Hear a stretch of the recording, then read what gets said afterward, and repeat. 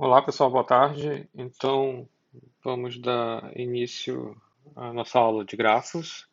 Na aula passada eu apresentei rapidamente, né? Na verdade eu introduzi o capítulo 6, tá, do meu livro de grafos, né?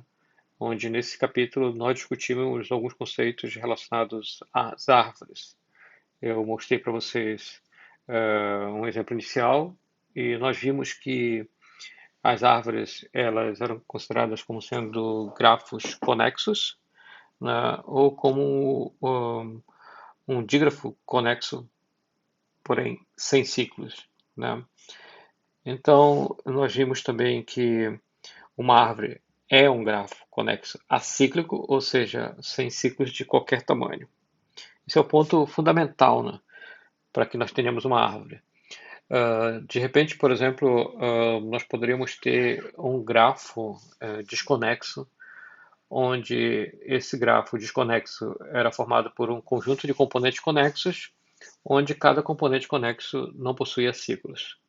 Então, cada um desses componentes conexos seria uma árvore, e o grafo com esses componentes conexos era chamado de floresta.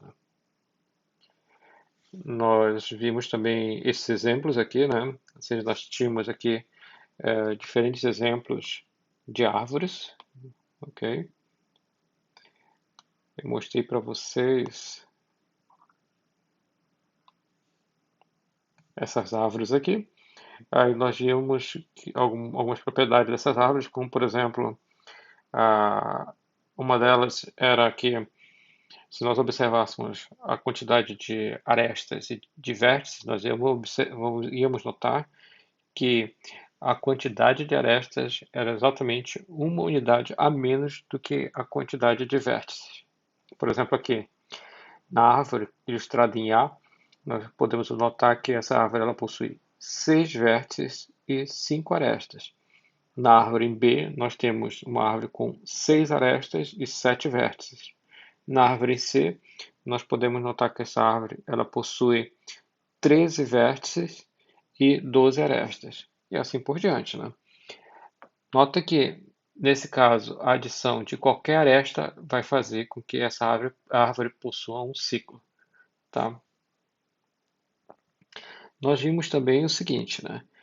Que em uma árvore, pelo fato de essa árvore ela ser um grafo acíclico, significa que entre qualquer par de vértices existe somente um único caminho, tá? Isso nos leva então a considerar que se de repente, porventura, nós tirarmos uma aresta, a gente já vai ter pelo menos um par de vértices onde um vértice não consegue atingir o outro, tá ok? Pelo fato de cada par de vértices, um vértice desse pode ser atingido pelo outro vértice através de um único caminho. Como tu não tem ciclos, significa que tu não tem caminhos alternativos. Se existisse ciclos, teria caminhos alternativos, certo? Então, nós podemos também considerar, prestando atenção na ideia de florestas, né, que se tu considerares, então, que em uma árvore tu tem uma quantidade de arestas que vai corresponder a uma unidade a menos do que a quantidade de vértices, se nós, por exemplo, tivermos uma floresta com vários componentes conexos, tá? E se nós somarmos a quantidade de arestas dessa floresta, nós vamos observar que a quantidade de arestas, tá? Ah, vai tá associada, então, à quantidade também de vértices, tá? De cada um dos componentes conexos, menos n, que vai corresponder, então, à quantidade de componentes conexos presentes nessa floresta. É muito fácil nós notarmos ou encontrarmos esse resultado. Vamos imaginar, por exemplo, o seguinte, ó. Existe, então, um componente conexo C1. Tá? Esse componente conexo ele possui uma quantidade de vértices. tá certo? Vamos considerar, por exemplo, que essa quantidade de vértices vai ser definida dessa forma. Nota que V1 corresponde à quantidade de vértices do componente conexo, que é, por sinal, uma árvore, né? Do componente conexo 1. Então, a quantidade de vértices desse componente conexo C1 vai ser definida dessa forma. A quantidade de aresta vai ser essa quantidade de vértices menos uma unidade. Se eu pegar o segundo componente conexo, nós vamos observar que a quantidade de vértices do segundo componente conexo vai ser dada por essa expressão. E a quantidade de arestas vai ser dada pelo número de vértices menos uma unidade. Tá? Então, para o primeiro componente conexo, essa aqui é a quantidade de arestas. Para o segundo componente conexo, esta aqui é a quantidade de arestas. Se nós tivermos terceiro componente conexo, essa é a quantidade de arestas e assim por diante. O enésimo componente conexo, essa é a quantidade de arestas. Nota que, como eu estou lidando com uma floresta, cada componente conexo é uma árvore, tá certo? Agora, se nós somarmos, tá? Essas quantidades que correspondem à quantidade de arestas de cada componente conexo, o que nós vamos ter? A soma desses primeiros termos vai nos levar, então, a esse somatório. E aqui, como nós temos n componentes conexos, se eu somar esses menos 1, o que eu tenho?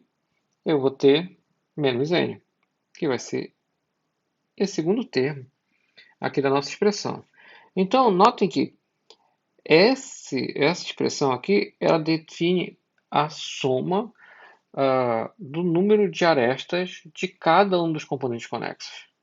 E como eu estou somando o número de arestas de cada um dos componentes conexos, esse resultado vai ser a quantidade de arestas, então, dessa minha floresta.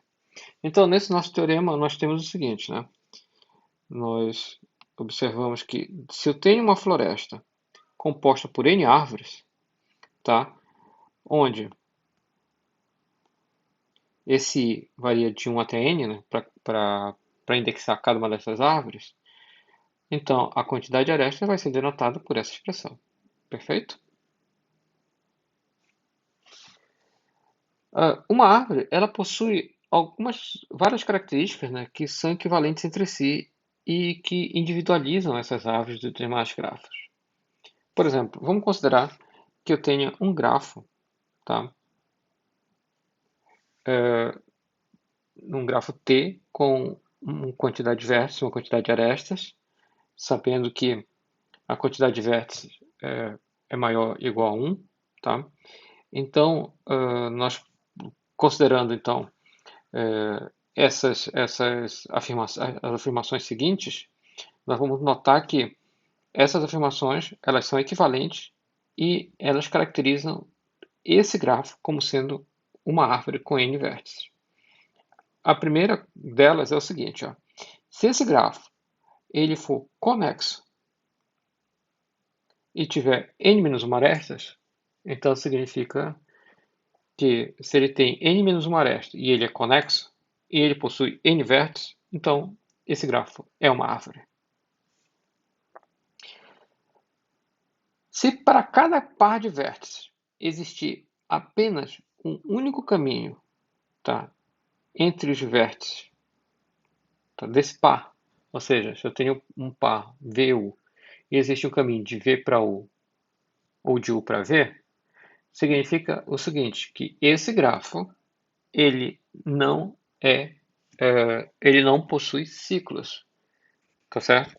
E se existe esse caminho, significa que esse grafo é um grafo conexo. Então eu tenho um grafo conexo onde esse grafo ele não possui ciclos, tá certo? Então, por sinal, um grafo conexo que não possui ciclos é uma árvore, tá? Se esse grafo ele é minimamente conexo, isso significa o seguinte, que se eu remover uma aresta qualquer, eu torno esse grafo desconexo. Ou seja, significa que Se eu removo uma aresta, tá? Existe pelo menos um par de vértices onde um vértice não consegue ser atingido a partir do outro, nesse par, ok? Significa que não existe caminho alternativo que permita ir de um vértice ao outro. Se não existe caminho alternativo, significa que esse grafo ele não possui ciclos. Porque se ele possuísse ciclos, existiria um caminho alternativo. Tá? Então, se a remoção de qualquer aresta fizer com que o grafo se torne desconexo, tá certo? Então significa que ele é uma árvore também. E esse grafo ele é maximamente acíclico. Significa que ele não possui ciclos, porém a adição de qualquer aresta te leva a um ciclo. Tá? Então, nota que uma árvore ela possui uma quantidade de arestas definida pelo número de vértices. Tá? Então, se eu tenho n vértices, eu vou ter n menos uma arestas. Se eu adicionar uma aresta entre qualquer par de vértices, eu vou gerar um ciclo. Tá certo? Então, se o grafo ele é maximamente acíclico, se a adição de qualquer aresta vai me levar a um ciclo, então significa que esse grafo ele é um grafo conexo, tá?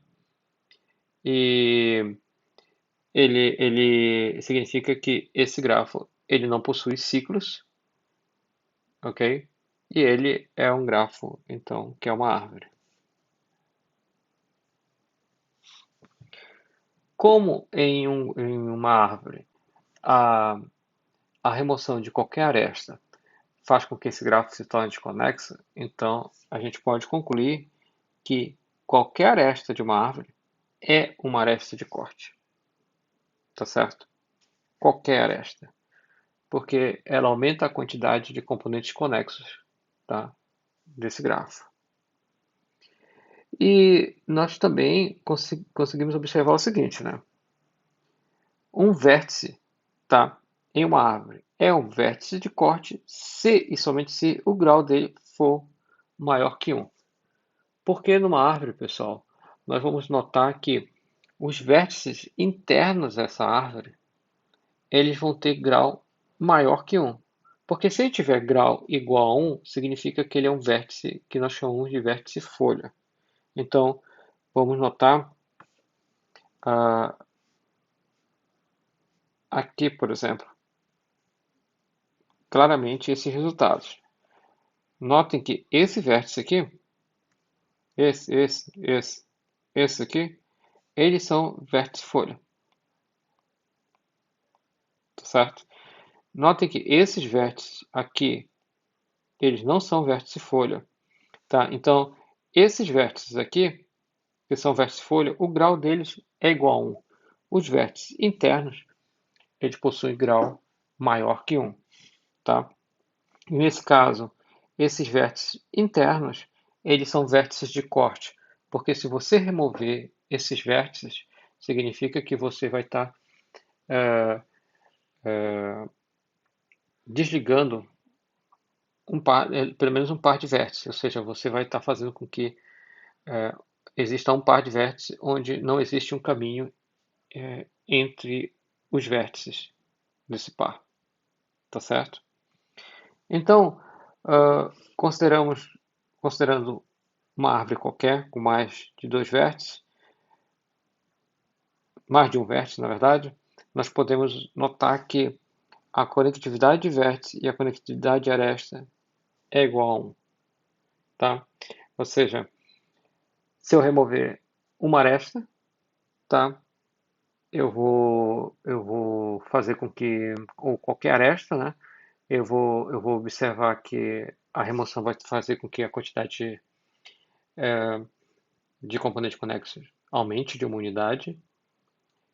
Se eu pegar qualquer vértice interno, ok, de uma árvore e removê-lo, eu vou também fazer isso. Eu vou fazer com que a quantidade de componentes conexos aumente de uma unidade. Se porventura eu, por exemplo, tiver a situação onde eu tenho uma árvore com dois vértices e eu remover um vértice, o meu grafo vai se tornar um grafo trivial. Tá certo? Eu posso, por exemplo, ter árvores onde eu rotulo, tá, os vértices dessa árvore ou não. Por exemplo, as árvores que eu mostrei para vocês anteriormente, os vértices, eles não são rotulados, tá? Mas eu poderia associar letras, eu poderia associar números a esses vértices. Isso vai depender muito da aplicação que eu estou realizando. Então, eu posso ter, por exemplo, duas árvores, tá? Que elas podem, por exemplo, ser rotuladas, tá? Com os mesmos rótulos, e elas podem ser totalmente idênticas. E elas vão ser idênticas apenas se o conjunto de vértices for o mesmo e apenas se a conjunto de arestas também for o mesmo. Ou seja, os vértices eles tiverem a, a mesma adjacência. Tá? Ou seja, significa que a matriz de adjacência dessas duas árvores é igual. Tá ok? É, porém, eu posso ter, por exemplo, árvores isomórficas, mas que não são idênticas. Um exemplo seria esse aqui, né? Eu posso ter, por exemplo, essa árvore aqui, ó. Opa, formada por esses três vértices. Eu posso ter uma outra árvore, tá? Onde essa árvore ela é formada pelos mesmos vértices, porém a relação entre esses vértices é diferente. Por exemplo, na primeira árvore, o vértice 2 ele é adjacente apenas ao vértice 1, enquanto que na segunda árvore, o vértice 2 é adjacente ao vértice 1 e vértice 3. Então, nesse caso, as árvores elas não são idênticas, porém, elas são isomórficas, tá certo? Então, nesse caso, a gente consegue facilmente encontrar uma função de mapeamento. Para esse exemplo aqui, a gente consegue fazer isso, né?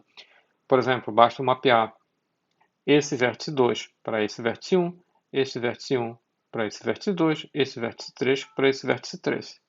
Encontrei essa função de mapeamento, aí eu consigo então mapear as arestas desta árvore para esta árvore, da mesma forma como nós fizemos anteriormente. Tá? Então, nesse caso, nós temos duas árvores, onde essas árvores elas são isomórficas, porém elas não são idênticas. Elas só seriam idênticas se porventura eu tivesse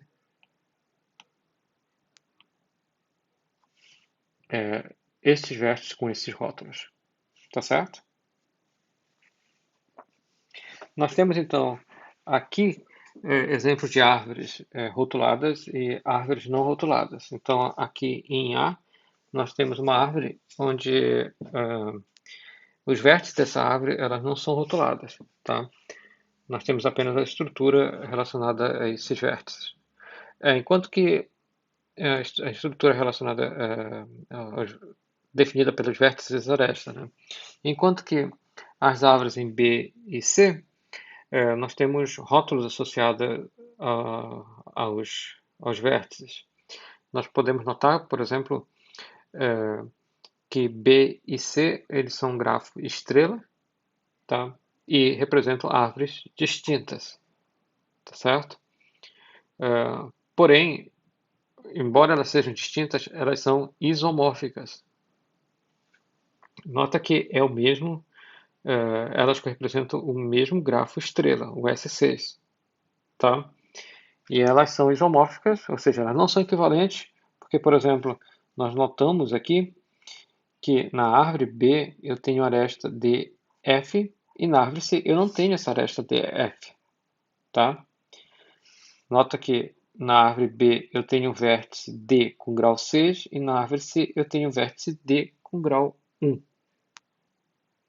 Porém, eu consigo mapear os vértices da árvore em B para os vértices da árvore em C. Tá? Nós vimos algumas aulas atrás o conceito de centro de um grafo, né?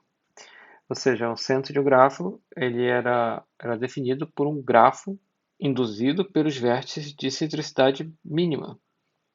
Pessoal, os mesmos conceitos, então eles podem ser aplicados às nossas árvores, tá?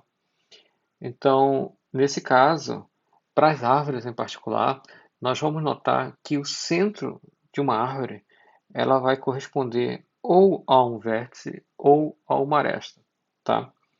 Então, esse vai ser o centro da árvore, sempre. Então, se nós olharmos, por exemplo, aqui a árvore A, tá? E nós vamos notar que a árvore A, o vértice de menor excentricidade, ele vai ser o vértice D. E esse vértice D, ele vai ter excentricidade igual a 1, tá? Essa excentricidade, então, ela é definida a partir das distâncias, tá? Do vértice D em relação aos vértices da tua árvore. Notem que o vértice F, ele possui excentricidade igual a 2, tá? Porque a maior distância, ou seja, o vértice mais distante do vértice F, ele está a distância igual a 2. Na verdade, não existe um vértice mais distante, existem vários vértices, né, que estão à distância 2. Então, os vértices C, A, E, F, B e G, todos eles têm excentricidade igual a 2. Porém, o vértice D, ele tem excentricidade igual a 1. Então, ele consegue atingir qualquer outro vértice através de um caminho, tá, de comprimento 1. Porém, na figura B, nós já vamos observar algo um pouquinho diferente, né? Nós vamos notar, por exemplo, que o vértice F, tá, ele já vai ter uma excentricidade que não vai ser igual a 1, né? Porque nós temos, por exemplo, uh, o vértice F a uma distância 2 do vértice C, a uma distância 2 do vértice A, porém a uma distância 3 do vértice B, tá? E a uma distância 3 do vértice G. Então, a maior distância que F está considerando todos os vértices da tua árvore vai ser igual a 3. Então, a excentricidade, tá, do vértice F é 3. A excentricidade do vértice G também é 3, porque G está a 3 unidades, a 3 arestas de distância do F, tá certo? E também está a 3 arestas de distância do C, do A e do B. A excentricidade do vértice A também é 3, a excentricidade do vértice B também é 3, do vértice C também é 3, do vértice E já não vai ser 3, vai ser 2, porque o vértice E está a uma unidade de distância dos vértices B, D e G, porém a 2 unidades de distância dos vértices A, C e F. O vértice D também ele vai ter excentricidade igual a 2. Então, nesse caso, aqui nós vamos ter o centro dessa árvore sendo definida por esses dois vértices dessa aresta. Tá? Muitas vezes nós vamos ter, por exemplo, árvores e nós vamos querer impor uma certa ordem. Isso é muito comum quando nós estamos, por exemplo, trabalhando com árvores de pesquisa. Tá? Então, nós vamos querer, por exemplo, definir uma ordem de busca, tá? Onde nós vamos ter que partir sempre de um vértice em particular. E a esse vértice em particular é dado o nome de vértice raiz. Então, nós vamos ter, por exemplo, nessas árvores, um vértice, tá? Que vai ser chamado vértice raiz, e os vértices vão ser, a ordenação dos outros vértices vão ser definidos a partir desse vértice raiz. Então, quando uma árvore ele possui esse vértice raiz, dizemos que essa árvore ela é uma árvore enraizada, tá?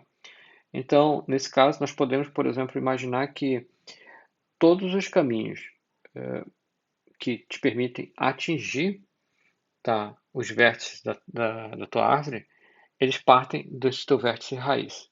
Ou seja, tu está colocando uma ordenação, então está colocando caminhos direcionados, definindo caminhos direcionados, tá, a partir desse vértice raiz. Por exemplo, aqui em B e C, eu tenho então um vértice raiz, onde em B eu tenho o vértice A como sendo o vértice raiz, em C eu tenho o vértice E como sendo o vértice raiz, e observem que essas duas árvores, tá, elas correspondem à árvore A, exatamente à árvore A. Só que a diferença é que aqui eu impus, tá, uma ordem que foi definida a partir da raiz. Mas nota que B e C eles correspondem a exemplos, né, de árvores enraizadas que foram geradas a partir do vértice A. A única coisa que eu fiz foi definir, por exemplo, uma raiz e aí definir essa ordenação.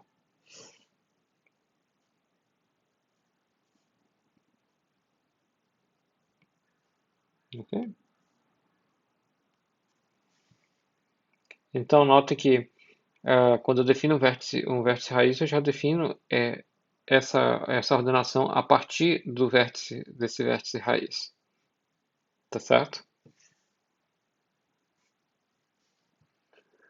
Então, se eu tenho uma árvore que ela possui uma raiz, então vamos ter algumas atribuições ou de nomes, né, nesses vértices. Por exemplo, se eu tenho uma árvore enraizada, tá? Eu vou ter, por exemplo, vértices que vão ser considerados como vértice pai e vértice filho, tá? Quando eu tiver arcos em uma direção em particular a partir desse pai e filho. Por exemplo, se eu tiver, por exemplo, uma ordenação, tá? Onde existe um arco de um vértice U para um vértice V, por exemplo, então eu vou dizer que V ele é pai, U ele é pai de V e V ele é filho de U. Ou seja, se eu tenho esse arco, eu vou estar utilizando então essa nomenclatura. Por exemplo, aqui. Notem este arco. Então, A é o vértice raiz e existe esse arco, de A para D. Então, eu estou dizendo que o A ele é pai de D e o D ele é filho de A. Um outro exemplo. Aqui eu tenho um arco de D para F. Então, D ele é pai de F e F é filho, então, de D. Perfeito? Eu tenho, por exemplo, vértices que são chamados de irmãos quando eles possuem o mesmo pai. Então, significa que se eu tenho, por exemplo, dois arcos que compartilham o mesmo vértice, ou seja, que partem do mesmo vértice, então significa que os vértices destinos, tá certo, desses arcos, eles são vértices que são considerados irmãos. Por exemplo, aqui. Se eu pegar, por exemplo, este arco juntamente com este arco, tá? Então notem que o vértice D ele é compartilhado por esses arcos. Então eu estou dizendo que C e F são irmãos. Então nesse caso aqui em particular, eu vou observar que existem três irmãos, já que existem esses três arcos que compartilham o mesmo vértice, que é o vértice D. Aqui eu tenho novamente três irmãos, tá certo? Já que esses três vértices eles compartilham o mesmo vértice, os arcos associados a esses três vértices compartilham o mesmo vértice, que seria o vértice E, tá certo? Eu tenho, por exemplo, a definição de vértice ancestral, tá? Eu vou ter, por exemplo, um vértice U que ele vai ser ancestral do vértice V, se existe um caminho direcionado de U para V. Por exemplo, aqui. Nota que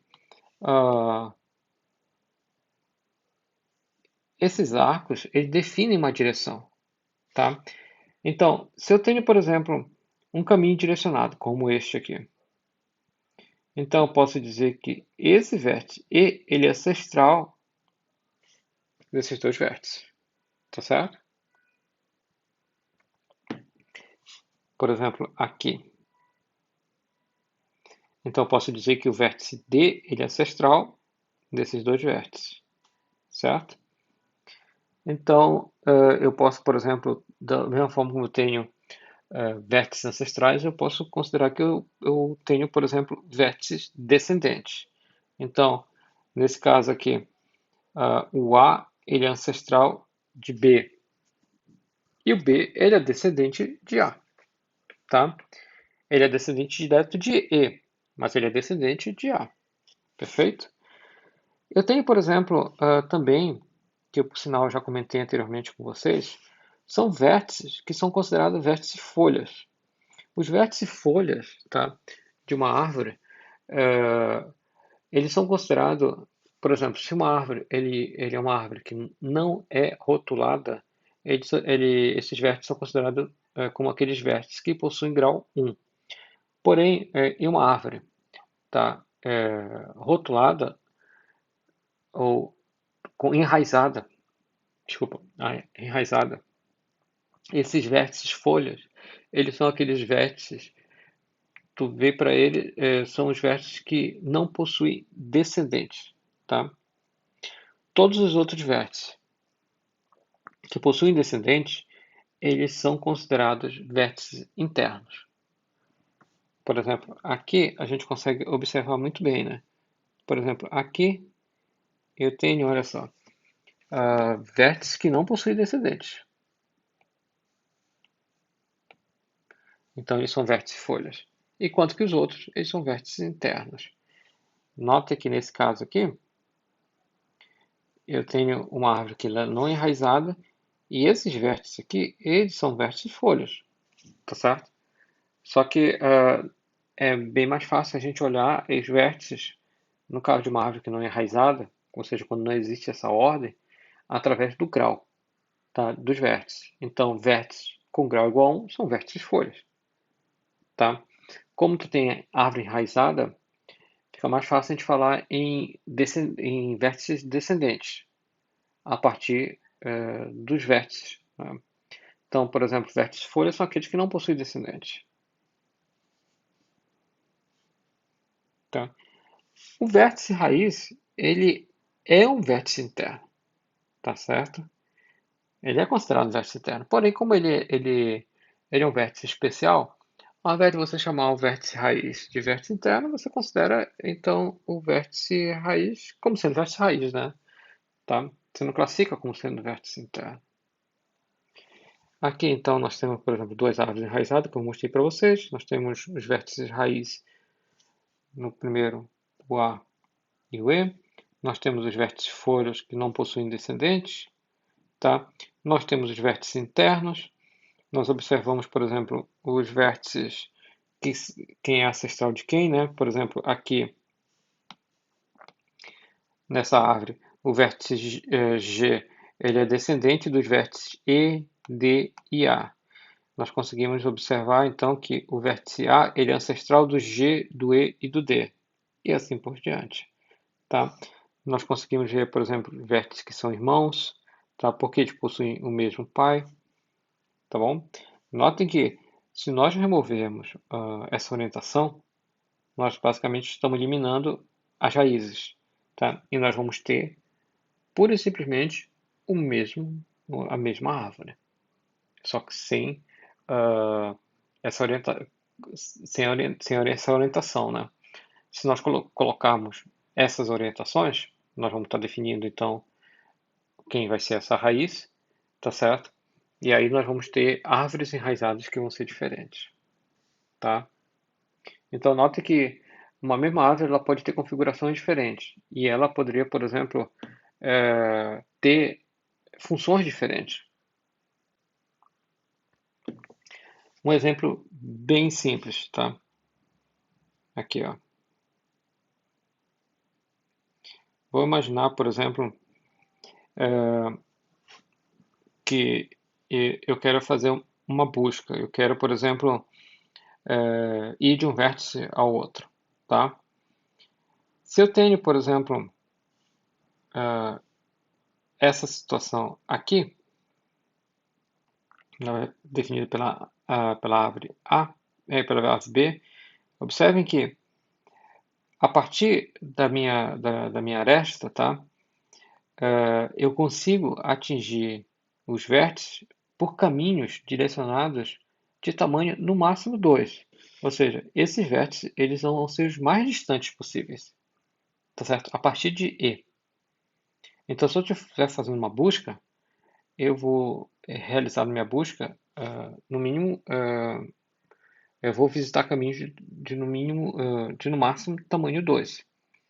Porém, na árvore da esquerda, eu já observo que é o seguinte, ó, eu tenho aqui, ó, vértices que vão ser atingidos a partir de caminhos de tamanho 3.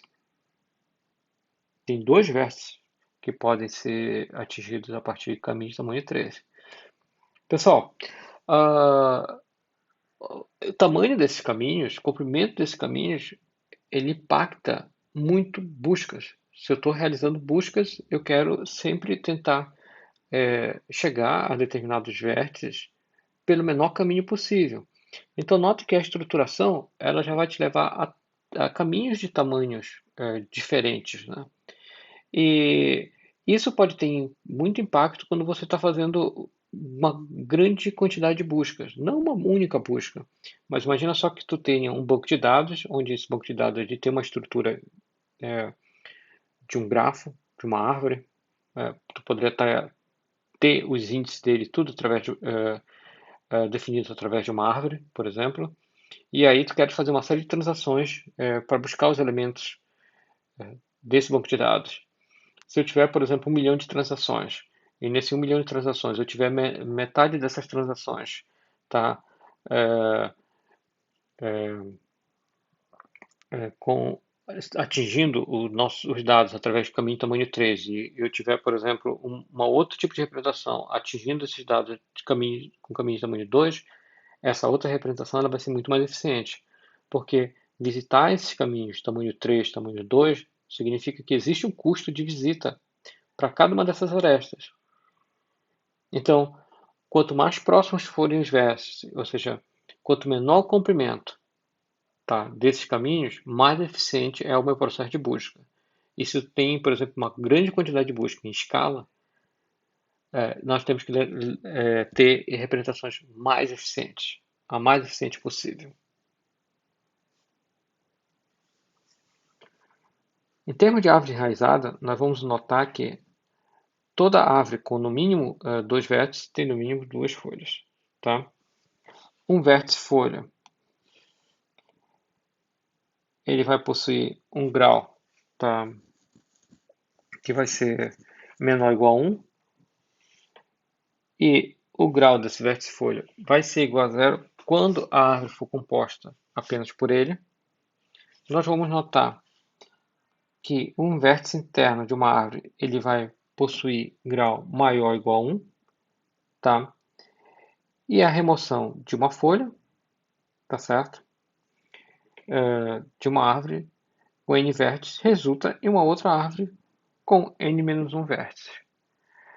Esse é um ponto importante porque assim, quando você remove os vértices que são folhas, tá? Tu ainda continua tendo uma árvore. Porém, se tu remove vértices internos, tu não tem mais árvore, tu tem florestas, certo? Esse é um ponto muito importante.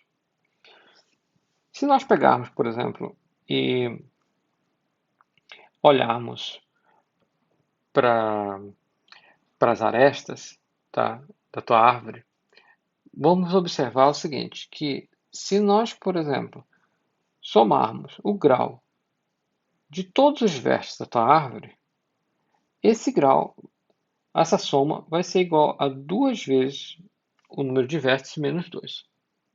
Tá? Mas da onde veio esse resultado? Vem o seguinte, ó. Primeiro, eu tenho uma árvore com n vértices, tá certo? Uma árvore com n vértices, pessoal, ela tem quantas arestas? N menos 2, N menos 1 arestas, tá? Cada aresta, ela tem 2 vértices, né, em suas extremidades. Então, cada aresta contribui com uma unidade para o grau de cada vértice que faz parte. Ou seja, se eu tenho um vértice aqui, essa aresta aqui contribui com um grau, uma unidade por grau desse vértice. Essa aresta aqui contribui, então, com essa aresta aqui, contribui com um grau, uma unidade, tá, para o grau desse vértice. Então, se eu pegar a quantidade de arestas, se eu pegar a quantidade de arestas, nós vamos observar que cada aresta ela contribuiu com um grau para cada um dos vértices que está em sua extremidade.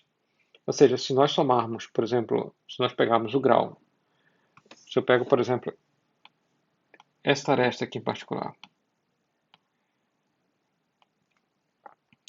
onde os vértices são os vértices A e B, nós vamos notar que se eu somar o grau do vértice A com o grau do vértice B, nós vamos notar que essa aresta está sendo contada duas vezes. Ela está sendo contada uma vez aqui e uma vez aqui.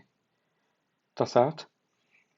E como essa soma aqui eu estou pegando, tá, todos os vértices, então eu estou pegando naturalmente todas as arestas. Só que cada aresta vai estar sendo contada duas vezes. Então, a soma total dos graus dos vértices vai corresponder a duas vezes o número de arestas, tá? Porque eu estou pegando todos os vértices e cada aresta vai ser contada duas vezes, porque ele vai ser contada porque ela participa, né? Ela contribui com uma unidade para o grau das suas extremidades. Como o número de arestas é igual à quantidade de vértices menos uma unidade, então eu tenho o número de arestas como sendo igual ao número de vértices menos uma unidade. Então, quando eu multiplicar 2 por esse resultado, eu tenho este resultado. Tá? Então, daí que vem esse teorema. Esse teorema, nota que ele vale apenas para as árvores, né? Porque sabemos que as árvores elas têm uma quantidade de vértices e a quantidade de arestas vai ser sempre uma unidade a menos do que a quantidade de vértices. Em caso de nós temos, por exemplo, subárvores. Uma subárvore, tá, de uma árvore T vai ser denotada dessa forma. Ela, nesse caso aqui, ela vai possuir então,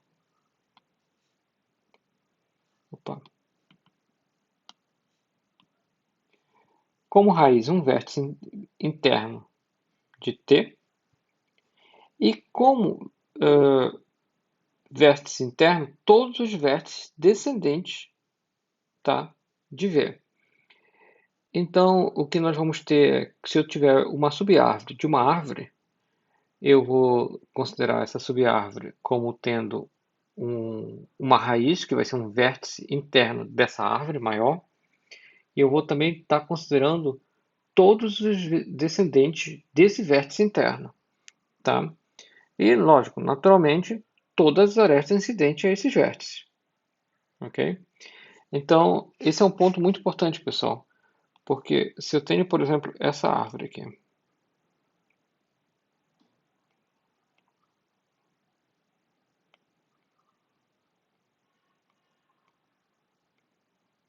tá?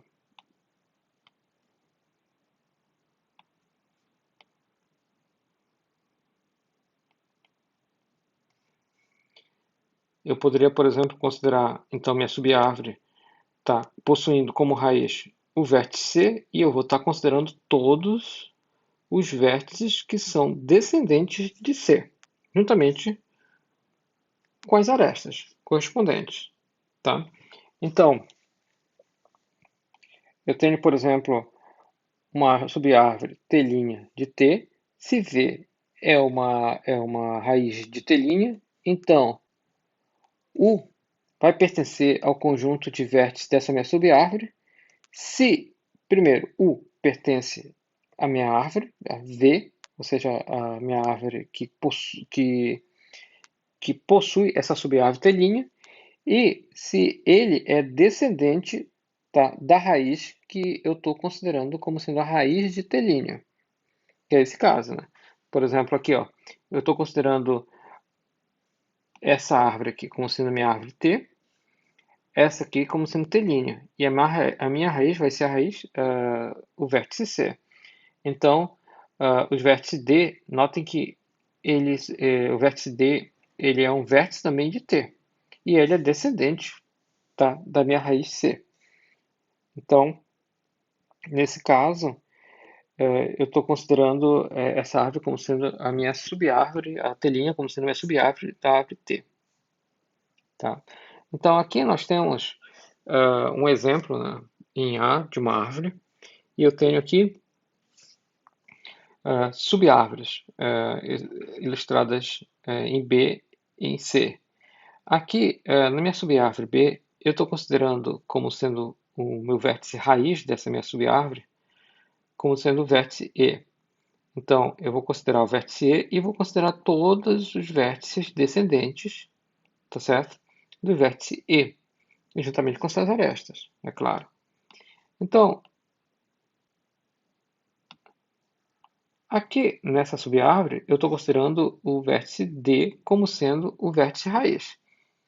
Como eu estou considerando o vértice D como sendo o vértice raiz, eu também vou considerar todos os vértices que são descendentes ao vértice D. Nesse caso aqui, todos esses, né? O C, F, E, G e B, e assim por diante. Tá? Quando eu tenho, por exemplo, vértices internos, eu posso, por exemplo, definir uma quantidade máxima de filhos, tá, desses vértices. Por exemplo, eu poderia considerar que cada vértice vai ter no máximo P filhos, por exemplo, né? Então, nesse caso, se eu tenho uma árvore, que ela é uma árvore enraizada, né, e ela possui no máximo P filhos, então eu digo que essa árvore é uma árvore P-área, tá certo? E ela vai ser considerada uma árvore enraizada P-área completa se todos os seus filhos, se todos os vértices internos, nota que eu estou descartando os vértices folha, tá certo? Se todos os vértices internos possuírem exatamente P filhos, tá? Então, nesse caso, eu vou ter o que é chamado de árvore enraizada P-área completa. O P porque os vértices internos possuem P filhos, tá? Quando eu tenho um P igual a 2, ou seja, cada vértice interno possui dois filhos, então eu tenho o que nós chamamos de árvore binária. As binárias, elas são muito utilizadas em buscas, tá? E é muito utilizada no nosso domínio, né? Na área de ciência da computação, porque elas possuem uma representação muito eficiente, elas permitem tu criares uma representação muito eficiente para fazer pesquisas, né?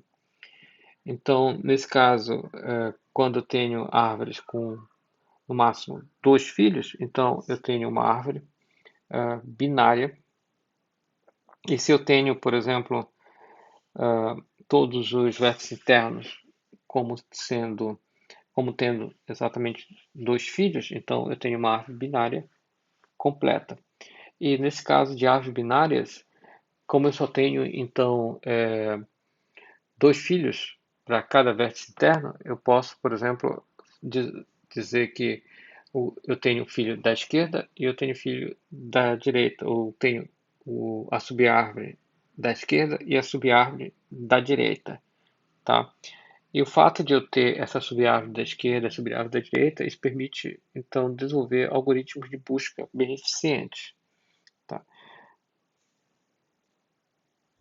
Então, a árvore que está sendo ilustrada em A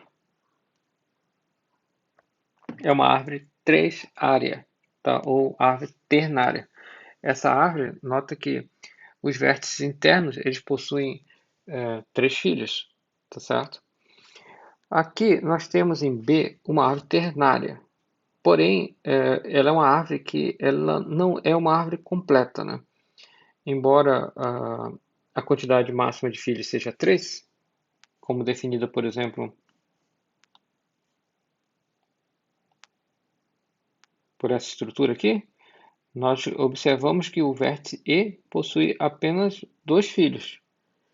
Porém, na árvore A, eu tenho, por exemplo, esse vértice interno que possui 3 filhos e esse vértice interno que possui esses 3 filhos. Tá certo? Se, por exemplo, em C nós considerarmos o vértice central como sendo o vértice raiz, então aqui nós teríamos uma árvore 6-área. Ou seja, nós teríamos árvores onde essa árvore, na verdade, teríamos uma árvore onde o vértice interno dessa árvore teria no máximo 6 filhos. Tá? Se nós considerarmos, por exemplo, o vértice raiz, tá, em uma árvore, ok? Nós vamos notar que a partir do vértice raiz você consegue atingir os outros vértices da tua árvore, porque o vértice raiz ele define uma ordem de visita dos vértices. E note que essa visita a esses vértices, que são os vértices internos e os vértices folhas, né, vai ser feita através de um caminho que vai ser um caminho direcionado, dado pelo teu vértice raiz. O comprimento desse caminho do vértice raiz até um vértice qualquer é chamado de nível, denotado por LV. Tá? Esse nível é também chamado de altura desse vértice, altura do vértice na árvore. Nota que esse nível ele sempre parte do vértice raiz. Tá? A partir daí, a gente consegue, por exemplo, extrair uma informação sobre a altura da árvore toda. Ou seja, nós temos a altura do vértice na árvore e nós teremos a altura dessa árvore. Pessoal, a altura então da árvore ela é definida por essa expressão que ela está dizendo o seguinte, ó. A altura vai ser o maior, tá, nível se eu considerar todos os vértices da árvore. Ou seja, eu pego cada um dos vértices da árvore, calculo o nível de cada um deles e o maior deles vai definir a altura da árvore. Então, pela altura da árvore, a gente consegue estimar a eficiência associada à representação, né, de um determinado conjunto de dados.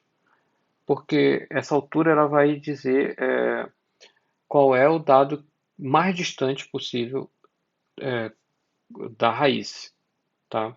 Então, quanto mais distante, mais tempo vai ser necessário para chegar nesse dado.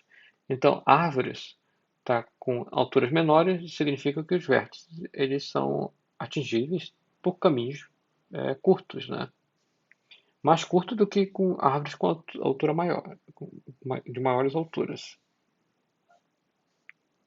Por exemplo, aqui nós temos então uma árvore onde a raiz é definida pelo vértice e aí nós vamos ter, por exemplo, os vértices, né, e seus níveis.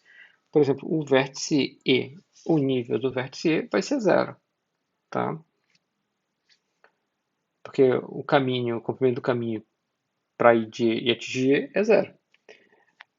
O nível dos vértices D, G e B vai ser igual a 1. Porém, o nível dos vértices C, F e A vai ser igual a 2. E aí a altura da árvore vai ser definida, então, pelo maior nível que eu encontrei. No caso aqui, nível 2. Então, a altura vai ser igual a 2. Nota que esse nível ele define a altura do vértice em relação à árvore. Tá? Então, o nível e a altura do vértice possuem o mesmo significado. Uma árvore p-área, tá? De altura h, nós dizemos que ela é balanceada, pessoal, se todos os vértices folha possuírem nível igual a h ou h-1.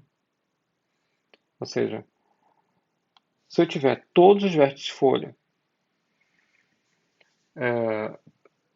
nesses níveis, OH ou H-1, significa que os vértices folhas eles vão ser atingíveis ou por um caminho de comprimento H ou por um caminho de comprimento H-1, tá certo? Então, nesse caso aqui, ela é uma árvore, ela é considerada uma árvore balanceada, né? Se a árvore ela é uma árvore completa e todos os seus vértices folhas estiverem em uma altura H, então dizemos que essa árvore é uma árvore cheia, tá? Então, esse é um ponto também muito importante, né? Porque nós temos essas classificações que seriam de árvores balanceadas e árvores cheias. Nota que uma árvore cheia é naturalmente uma árvore balanceada, tá ok? Porém, uma árvore balanceada ela não é cheia, porque eu posso ter aquelas situações onde eu tenho alguns vértices com uma altura inferior à altura da árvore. Então, aqui eu tenho alguns exemplos, né, onde nós observamos que nós temos aqui, primeiro, árvores binárias. Nota que os vértices internos, eles possuem dois filhos, né?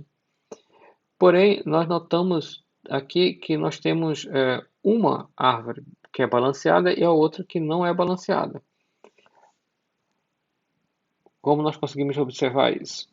Por exemplo, se eu pegar o vértice A, que é o vértice raiz, né? Se eu olhar para os vértices folha dessa árvore em A, nós vamos observar que esses vértices folha eles vão estar a uma altura igual a 3, né? Esses aqui, ó. Esses vértices folha. Com exceção do vértice B, onde o vértice B ele está a uma altura igual a 2, tá certo? Então, nesse caso aqui, como a altura dos vértices folha é igual a 3, com exceção desse vértice, e a altura da árvore ela é definida pela maior altura, tá? Pelo maior nível, considerando todos os vértices da tua árvore, e esse maior nível vai ser definido pela maior altura, então a altura dessa árvore vai ser igual a 3. Como os vértices de folha, nós temos a maioria dos seus vértices de folhas, né, com altura 3, com exceção do vértice B, que tem altura 2, ou seja, uma unidade a menos da altura da árvore, então nós dizemos que essa árvore é uma árvore balanceada, tá certo? Nesse caso aqui em particular, nós vamos notar que essa árvore possui vértices folhas, porém, esses vértices folhas eles estão em alturas diferentes, né? Por exemplo, aqui nós temos esse vértice folha a uma altura igual a 1, nível igual a 1, né? Aqui nós temos esses vértices folha, então com uma altura igual a 3. Esses vértices folha de altura 3 é que vão definir a altura da árvore. Então, a altura da árvore vai ser igual a 3. E aí nós temos, por exemplo, um vértice que tem altura igual a 1, ou seja, tem duas unidades a menos do que a altura da árvore. Então, isso faz com que essa árvore ela não seja uma árvore balanceada, por causa dessas duas unidades a menos. Diferente do caso da árvore da esquerda, onde o vértice B ele tem uma altura uma unidade a menos do que a altura da árvore. Tá? A quantidade de vértices de uma árvore P-área de altura H, tá? Ela é obtida considerando, então, qual seria a quantidade de vértices em cada um dos níveis, né, que nós poderíamos ter nessa tua árvore. Então, por exemplo, se eu tenho uma árvore, tá? P área, e essa árvore ela tem altura H, então eu vou observar que, por exemplo, na altura igual a zero, eu vou ter apenas um único vértice. Na altura igual a 1, tá? Eu vou ter uma quantidade P de vértice. Agora, como essa árvore, tá? Vamos imaginar o caso máximo, né? Como essa árvore, ela pode ser, por exemplo, uma árvore cheia, onde cada vértice possui p filhos, então eu poderia imaginar que cada um desses p vértices aqui, eles vão gerar p filhos. Ou seja, se eu considerar essa árvore cheia, nota que eu estou assumindo aqui, tá, o caso máximo, né? Olha só, uma árvore p-área de altura h possui no máximo pH vértices folhas e no máximo pH vértices folhas, no máximo essa quantidade de vértices internos. Ou seja, eu estou considerando isso aqui o máximo. Então vamos pensar no máximo. Então, se eu considerar essa árvore como sendo uma árvore cheia, então eu sei que cada um desses vértices vai dar origem a P outros vértices, né? Então, a quantidade de vértices nesse nível vai ser igual a P, tá certo? Ao quadrado. Porque eu estou pegando P vértices e multiplicando por P, porque cada um deles vai dar origem a P outros vértices. Agora eu tenho P ao quadrado vértices nesse nível, tá certo? Notem que para cada um desses P ao quadrado de vértices, eu vou ter novamente P vértices. Então, na altura h igual a 3, eu vou ter P ao cubo vértices, tá certo? E assim por diante. Nota que se a altura ela é h, então eu vou ter p elevado a h vértices no último nível. Como esses vértices no último nível eles não vão gerar descendentes, então a quantidade de folhas vai ser igual a p elevado a h. Tá? Agora, quantos vértices que são vértices internos? Pessoal, a quantidade de vértices internos vai ser a soma dessas quantidades de vértices. Até aonde? Até a quantidade de vértices anterior a definida aqui por esse p elevado a h, que seria o p elevado a h menos 1. Então, nós vamos estar somando 1 mais p ao quadrado até p elevado a h menos 1. Nota que essa soma ela é representada através deste somatório. Tá certo? Quanto é que é o resultado dessa soma, né? Então, vamos calcular essa soma.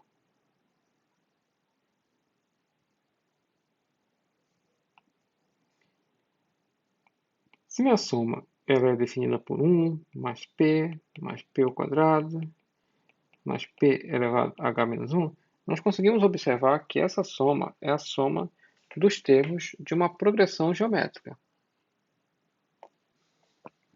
onde a razão dessa progressão geométrica é igual a p. Então, o que eu faço para realizar essa soma, né? Para calcular essa soma? Eu multiplico tudo pela razão, né? Então, nesse caso, como a razão é p, eu vou multiplicar por p todos os termos dessa equação. Isso vai me levar a p vezes s igual a p mais p ao quadrado. Nota que eu estou pegando cada um desses termos aqui multiplicando por p. Né? P ao cubo até p elevado a h menos 1 mais p elevado a h. Nota que esse último termo aqui, quando eu multiplicar esse último termo por p, eu vou ter p elevado a h. Agora, o que eu faço? Eu subtraio uma equação da outra. Né? Então, vou subtrair uma equação da outra, e aí eu vou ter p menos 1 vezes s igual a quem? Esses termos aqui, ó, eles vão ser cortados. Eu vou ter, então, p elevado a h menos 1. Então, a soma vai ser igual a p elevado a h menos 1 dividido por p menos 1. Ou seja, esse é o nosso resultado, tá? Que vai corresponder à quantidade, então, de vértices internos, ok? Dessa nossa árvore enraizada p-área, de altura h. Notem que essa é a quantidade máxima, tá? Essa é a quantidade máxima. Ok, pessoal? Então, ficamos por hoje por aqui, tá ok? Voltamos com novas emoções na próxima aula.